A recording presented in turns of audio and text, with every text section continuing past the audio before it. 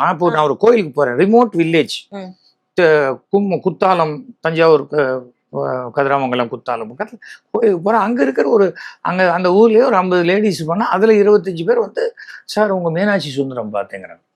Kalaignar TV is not in number 1. First அதை தெரிஞ்சுக்கணும். நான் பண்ணுறது ஒரு மல்டிப்ளெக்ஸ் தியேட்டரில் பண்ணல, நான் சிங்கிள் ஸ்க்ரீன் தியேட்டரில் பண்ணுறேன். அந்த மாதிரி பண்ணக்கூடிய இடத்துல இதுக்கு இவ்வளோ பெரிய வரவேற்பு. இதையே நான் சன் டிவியில் பண்ணியிருந்தா அப்படின்னா எனக்கு ஒத்து வராது, பண்ண முடியாது. நான் வந்து கொஞ்சம் ரொம்ப ஃப்ரீடம் ஃபைட்டர் மாதிரி எல்லா விஷயத்துலையும். சேப்பு சட்டை போடணும், எதுக்கு, ஏன் சேப்பு சட்டை பண்ணணும், பேக்ரவுண்ட்லாம் சேப்பாக இருக்கு, நான் ஏன் சேப்பு சட்டை பண்ணணும் அப்படி. அது என்னன்னா கொஞ்சம் அளவு கடந்த ஞானம்.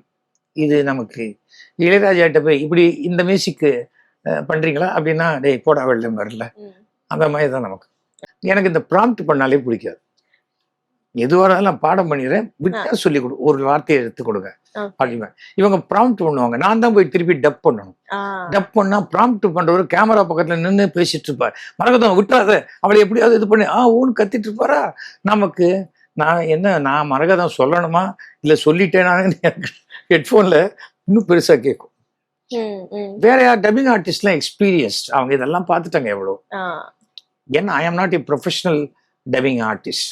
நான் என்னுடைய குரலுக்கு தான் நான் பண்ணியிருக்கேன்.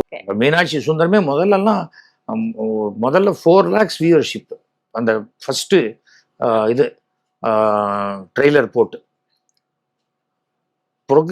ப்ரோக்ராம் ஆரம்பிச்சோன்னே 3, 2, 1ன்னு 1 லட்சத்துல வந்து நின்றுடுச்சு. அப்போ என்ன, வாட் தே எக்ஸ்பெக்ட் நான் டெலிவர் பண்ணல. அதுதான் அப்புறம் மறுபடியும் தான் ஏறிச்சு.